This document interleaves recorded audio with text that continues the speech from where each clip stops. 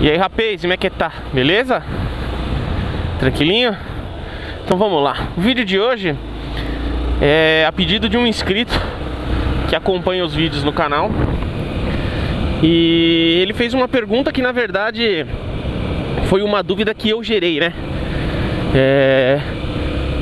Por que eu fiz o motor da moto? Ele quis saber se eu fiz porque, já que eu ia encostar para fazer um reparo no cilindro, eu aproveitei para fazer o motor inteiro, ou se teve alguma coisa que aconteceu e precisou fazer o motor. E é verdade, né? Eu fui olhar os vídeos e eu não expliquei exatamente o porquê que eu fiz o motor. O último vídeo antes da manutenção eu informo que eu vou encostar para fazer um reparo no cilindro que tá com um parafuso espanado, ia trocar corrente de comando, blá blá blá blá blá, e só. E de repente eu fico 2 semanas sem a moto e volto fazendo um vídeo mostrando o motor todo refeito. Peço desculpa pra vocês aí, ficou meio nublado mesmo essa história, né? Mas vamos lá, vou explicar pra vocês o que aconteceu. Vocês sabem que eu levei a moto porque o parafuso do tensionador da corrente de comando estava espanado, então o tensionador não estava encostando por completo no cilindro, gerando folga na corrente. E a corrente por si só também já estava para lá de estragada, não estava mais dando tensão, então estava batendo corrente de comando. Então eu precisava trocar a corrente, os guias de corrente e refazer as roscas do tensionador, né? Daquela peça que faz a tensão.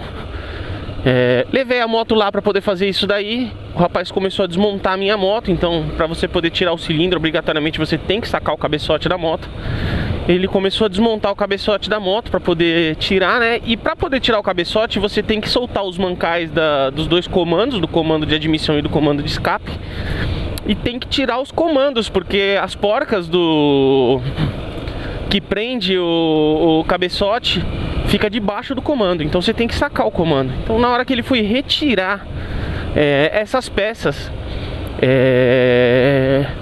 vamos lá, o cabeçote ele tem uma numeração, tá? Vamos dizer que é o número de chassi do cabeçote. Ele tem uma sequência de números e letras, e ele tem isso exatamente para que os 3 prisioneiros que prendem os comandos de válvula tenham também essa mesma numeração, porque essa peça ela é única, tá? Ela não pode ser misturada, você não pode pegar 2 cabeçotes diferentes e misturar os prisioneiros dela. Não pode, eles têm uma numeração e eles têm que se manter com o mesmo cabeçote.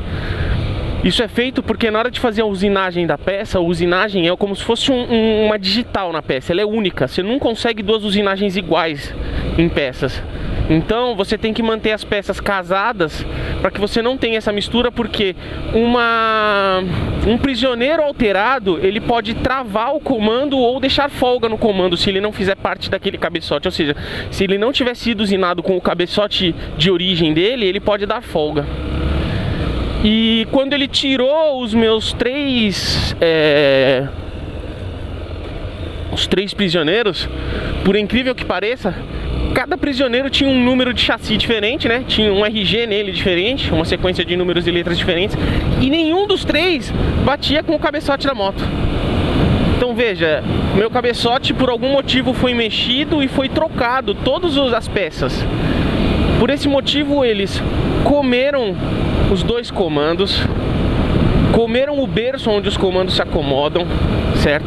O meu comando estava fora de ponto, o comando de escape estava fora de ponto, o pastilhamento não tinha, um estava passando 0,30 e os outros nem passavam nada, nem zerado, não passava a régua de calibração das válvulas, não passavam, então estava totalmente descalibrado o cabeçote, com prisioneiros errados, os comandos acabaram ficando marcados, o cabeçote ficou marcado e os copinhos onde os comandos se encaixam estavam azulados. E aí a gente chegou num outro ponto, que era a minha bomba de óleo do motor não estava lubrificando, não estava mandando óleo de maneira correta para o motor.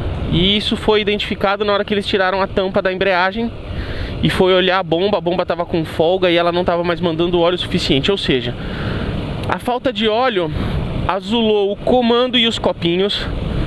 o cabeçote com os 3 prisioneiros trocados estragou o berço do comando, e riscou o comando, ou seja, eu condenei o comando, o cabeçote era perdido, eu não podia usar os comandos porque eu já tinha estragado, eu não podia usar os copinhos porque eu já tinha azulado, eu não podia usar o cabeçote em si, a carcaça, porque ele estava com válvula, estava com prisioneiros errados, ou seja, eu condenei o cabeçote por completo, eu perdi o cabeçote da moto inteiro.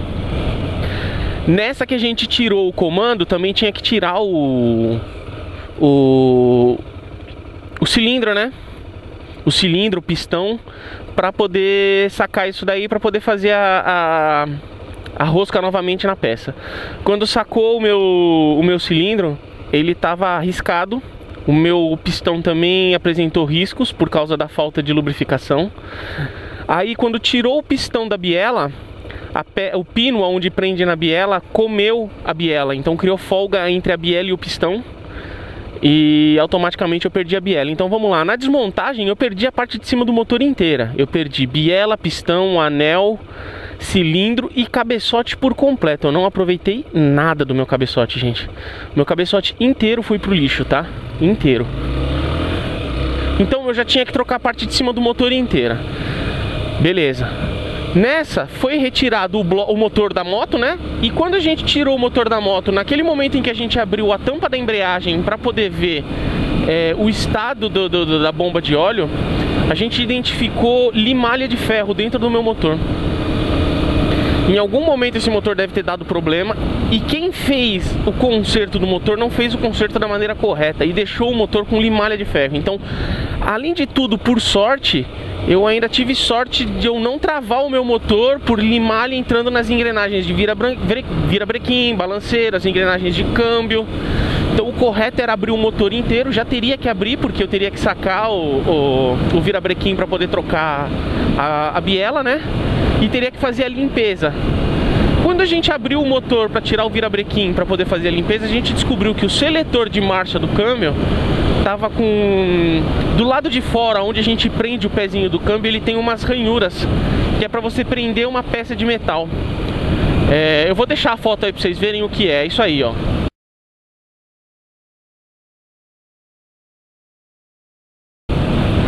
Essa peça tava comida, tava com a cabeça, com as ranhuras comidas, com as estrias comidas, porque foi colocado a peça cromada, foi encaixado no seletor de marcha com as ranhuras não estavam casando e foi apertado. Então conforme apertou, ele esmagou as ranhuras e aí comeu.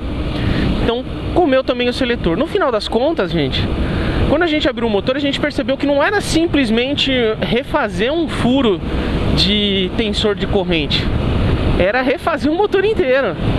Eu não tinha outra opção, eu tinha que trocar o seletor de marcha, eu tinha que trocar anel, biela, pistão, eu tinha que trocar cilindro, precisava de um cabeçote novo. E é claro, eu não ia fazer isso nas coxas. Eu tinha a opção de, que foi o que o mecânico falou, ou comprar um motor novo, um motor de desmanche, né, um motor usado, pegar esse motor, desmontar esse motor, retificar ele inteiro e montar no meu, porque a gente sabe que um bloco do motor tem uma numeração e essa numeração é o número que está no documento da moto, então eu não posso trocar esse bloco. Então eu aproveitaria essa lateral da carcaça do motor e montaria o meu motor inteiro. Ou eu faria um motor zero de dentro da concessionária, que, gente, é um absurdo, dá quase 5 mil. Então eu fui atrás de um motor da Twister em desmanche aqui em Sorocaba, encontrei por 1.500. E aí pesquisando encontrei um cara na internet vendendo uma Twister amarela, toda lascada de documento, 2008, mas com mecânica perfeita. Então eu comprei a moto inteira, lembrando que além de eu fazer o motor, eu teria que pagar a mão de obra do mecânico, que também esse mecânico onde eu fiz não é barato, tá? Porque é um cara que ele vem da Honda, ele foi mecânico da Honda por muito tempo. Ele montou uma oficina mecânica que é acima da média, certo? Ele busca mesmo um nível de qualidade acima da média. Então ele acaba tendo um preço um pouco acima do normal, mas ele recompensa esse preço com o nível de serviço dele. Então eu teria que pagar essa mão de obra, que também seria um valor absurdo. Então o valor do motor, R$ 1.500, mais o que eu iria pagar de mão de obra, mais tudo que eu teria que comprar de junta, de peça, essas coisas, eu iria bater aí uns 4 pau e meio para poder fazer esse motor dessa moto. Muita gente vai falar, meu, que absurdo, você não gasta tudo isso para fazer um motor de twister. É verdade, você não gasta. Se você quiser fazer mais barato, você consegue. Mas o valor vai refletir no serviço que você tem. E eu sou chato, gente, desculpa. É uma opção minha, tá, galera? Então, assim, é uma questão até de respeito de opções. Eu conseguia fazer nesse valor, eu fiz, mas eu fiz pra mim o melhor que eu podia ter feito na minha moto. Eu gosto da moto, eu gosto. Então eu acabei comprando a twister amarela. Entreguei a moto na mão dele, a amarela inteira do jeito que tava. E ele fez o meu motor uma moto pela outra, você entendeu? Do zero, só peça original Honda. Todas as juntas são originais Honda, corrente de comando, guia, tudo que você pode imaginar nessa moto é original Honda. A única coisa que ele aproveitou da outra moto amarela que ele tirou foi o cabeçote, no qual ele aproveitou. Ele mandou retificar, deixou o cabeçote zero e instalou na minha moto, que é o que eu tô usando agora. O restante da moto ficou pra ele. A moto, gente, tava bagaçada, vazando óleo nas juntas, mas a parte mecânica em si, assim, o funcionar tava perfeito, não tinha nada estourado, ela não fumava nem nada. Mas não tinha pneu, os pneus estavam carecos, o pneu da frente tava furado, ela não tinha documentação, o funil da frente não funcionava. No final das contas, essa moto vai virar uma moto de pista. Vocês viram o vídeo que eu fui tirar a moto do mecânico, eu falo disso. Então essa moto vai virar uma moto de pista. Então esse foi o motivo pelo qual eu fiz o motor da minha moto, tá? No desmontar eu descobri que a minha moto tinha N problemas e que obrigatoriamente seria necessário refazer o motor da moto, certo? Então foi por isso, gente, não foi porque eu quis ou por simples vontade, até porque eu não ia gastar o que eu gastei no motor da minha moto só por vontade. Teria que ser por necessidade mesmo, porque foi muito dinheiro. E acabou sendo mesmo, foi por necessidade, certo? Então foi por isso que eu fiz o motor do Twistão. E agora, cara, tá zero, tá perfeito. Tá funcionando tudo certinho na moto.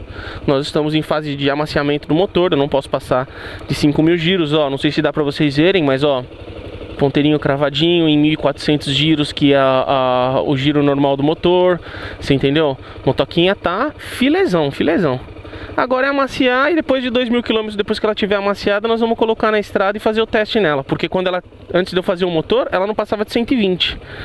Agora vamos ver o que a gente consegue. Beleza? Espero aí ter tirado as dúvidas de todo mundo. Peço desculpa por não ter explicado isso desde o início, mas espero que agora esteja claro. E estamos com o Twistão com motor novo, ó. Motoquinha tá pelo. Beleza, galera? Fiquem com Deus aí então. Até o próximo vídeo, galera. Fui.